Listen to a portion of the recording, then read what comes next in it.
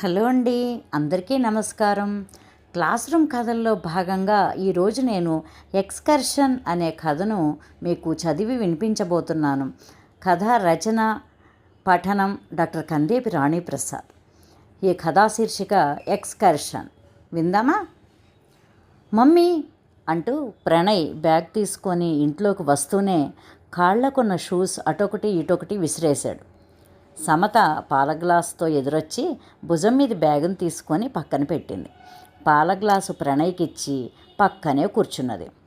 Mummy, వచ్చే వారం ఎక్స్కర్షన్కి తీసుకువెళ్తారట, ఇంట్లో చెప్పమన్నారు, డైరీలో కూడా రాశారు చూడు అంటూ డైరీ ఇచ్చాడు ప్రణయ్. ప్రణయ్ 3వ తరగతి చదువుతున్నాడు. 7 ఏళ్ల వయసు వాడు. ఇంటికి దగ్గరలో ఉన్న ప్రైవేట్ స్కూల్లో చదువుతున్నాడు. సమత, వినయ్లు పెద్ద పేరు పొందిన స్కూళ్లలో రూల్సు డబ్బులు ఎక్కువగా ఉంటాయని చేర్చలేదు. ఇక్కడ చదువు చెప్పటం పర్వాలేదు, కానీ ఏదో ఒక వంకతో నెలకోసారి డబ్బులు వసూలు చేస్తూనే ఉంటారు. సమత డైరీ చూసింది. విశాఖపట్నం తీసుకువెళ్తున్నామని, పిల్లల్ని పంపాలని రాసి ఉన్నది. విశాఖపట్నం అంటే హైదరాబాదుకి ఎంత దూరం, అందులోనూ సముద్రం దగ్గరికి ఎలా తీసుకువెళ్తారు? పిల్లలు ఒక చోట ఉండరు, ప్రణయ్ను పంపొద్దులే అని మనసులో అనుకున్నది సమత. తెల్లవారి స్కూలుకు వెళ్తున్నప్పుడు ప్రణయ్ అడిగాడు, ఎక్స్కర్షన్కి పేరివ్వాలా అన్నాడు. వద్దు కన్నా, ఈసారి మనం వెళ్దాంలే విశాఖపట్నం, నీకు మంచి కారు బొమ్మ కొనిస్తాగా అన్నది సమత. సరే మమ్మీ, కొత్త కారు బొమ్మ కొనుక్కుంటాను అన్నాడు సంతోషంగా ప్రణయ్. బాయ్ చెప్పి స్కూల్కి వెళ్ళిపోయాడు. ఈ విషయం సమత భర్తకు చెప్పింది. ఏమొద్దులే, ఖర్చు అయ్యేదానికన్నా ఎక్కువ డబ్బు వసూలు చేస్తారు అన్నాడు వినయ్ విసుగ్గా.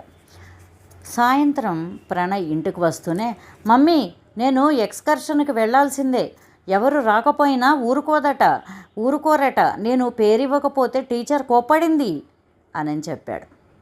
వద్దులే అనుకున్నాం కదా ప్రణయ్, నీకు కారు బొమ్మ కూడా కొనిస్తానన్నాను కదరా బుజ్జగింపు ధోరణిలో అన్నది సమత.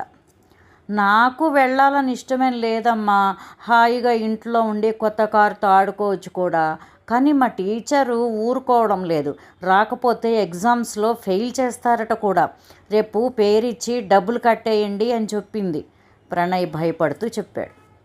సమతకు కోపం వచ్చింది.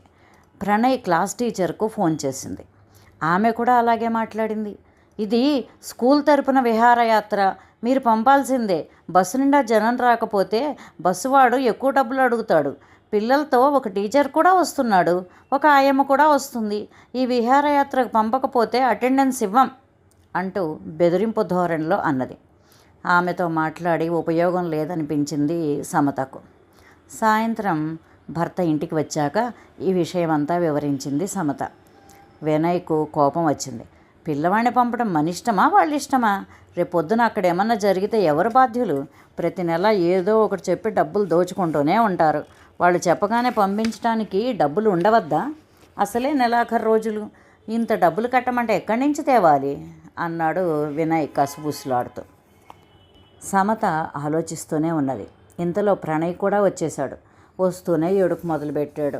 మా టీచర్ ఈరోజు నన్ను బాగా తిట్టింది, క్లాస్లో అందరికీ ఖచ్చితంగా ఎక్స్కర్షన్కి రావాల్సిందేనని చెప్పింది, బస్సులో తినటానికి కారపూసలు లడ్డూలు తెచ్చుకోమని కూడా చెప్పింది, అక్కడకు రాకపోతే పరీక్షలో మార్కులు తగ్గిస్తానని చెప్పింది అంటూ ప్రణయ్ ఏడుపు గొంతుతో చెప్పాడు. ప్రణయ్కు అప్పటికేదో సర్ది చెప్పి ఊరుకోబెట్టింది సమత. ఇదేమిటి వీళ్ళ బలవంతం? ప్రణయ్ చిన్నవాడు, ఒకచోట కుదురుగా ఉండడు, జనంలో తప్పిపోతే ఏం చేస్తారు? 60 మంది పిల్లలకు 2-3 టీచర్లు ఉంటే ఎలా చూసుకుంటారు? ఏదైనా అనుకోని ప్రమాదాలు జరిగితే ఏం చేయాలి? అసలు ఇదంతా పిల్లల మీద ప్రేమనా, డబ్బుల మీద ప్రేమనా? సమత ఆలోచిస్తూ విసిగిపోయింది. ఆ మర్నాడు స్కూలుకు వెళ్ళాలని నిర్ణయించుకుంది. మర్నాడు ఇంట్లో వేరే పని ఉండటంతో స్కూలుకు వెళ్ళలేకపోయింది. సాయంత్రం ప్రణయ్ చాలా హుషారుగా వచ్చాడు. అమ్మ, ఎక్స్కర్షన్లో చాలా బాగుంటుందట, అక్కడ జూ పార్కు కూడా తీసుకువెళ్తారట, ఐస్ క్రీములు కొనిస్తారట, జైంట్ వీల్ కూడా ఎక్కిస్తారట, నేను వెళ్తాను మమ్మీ అంటూ ప్రణయ్ స్కూల్లో చెప్పిన విశేషాలన్నీ సంతోషంగా చెప్పసాగాడు. వద్దులే కన్నా, నీకు అక్కడ స్నానం ఎవరు చేయిస్తారు, అన్నం కలిపి ముద్దలు ఎవరు పెడతారు, ఐస్ క్రీములు నేను ఇక్కడే కొనిస్తానులే, మన ఊరికి ఎగ్జిబిషన్ వచ్చినప్పుడు జెయింట్ వీల్ కూడా ఎక్కిస్తాను నీకోసం ఈరోజు గులాబ్ జామ్ చేశాను, పెడతానుండు అంటూ ప్రణయ్ని ముద్దు చేస్తూ వంటింట్లో నుంచి గులాబ్ జామ్ తెచ్చిచ్చింది సమత. హై, గులాబ్ జామ్ చేశావా మమ్మీ అన్నీ సంతోషంగా గబగబా తింటున్నాడు.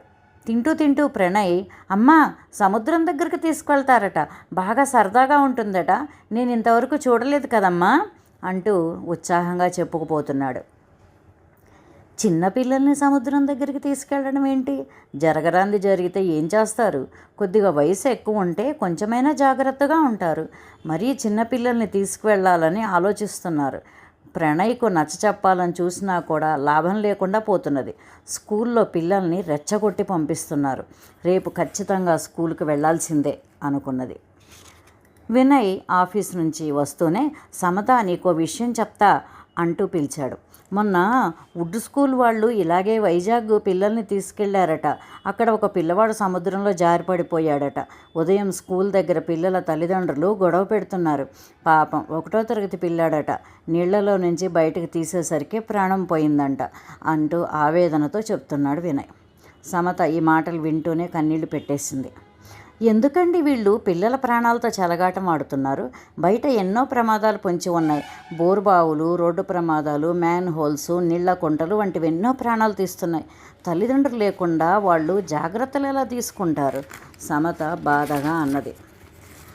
రేపు స్కూల్కి వెళ్ళి మాట్లాడరా, స్కూళ్ళలో ఇలా పిల్లల్ని బెదిరించవద్దు అని గట్టిగా చెప్పు, లేదంటే స్కూల్ మార్చేద్దాం అన్నాడు వినయ్. సమత తెల్లవారి స్కూల్లో ప్రిన్సిపాల్ రూమ్లో కూర్చొని ఉన్నది. సమత చెప్తున్నది వింటున్నట్లు అనిపించిన ప్రిన్సిపాల్ ధోరణిలో మార్పేమీ లేదు. పిల్లల్ని బెదిరించకపోతే తల్లిదండ్రులు ఎక్స్కర్షన్కి ఎందుకు పంపిస్తారు, అందుకే అలా చెప్పాము అని సమర్థించుకుంటున్నదే కానీ అందులో తప్పు ఆమెకు అర్థం కావటం లేదు.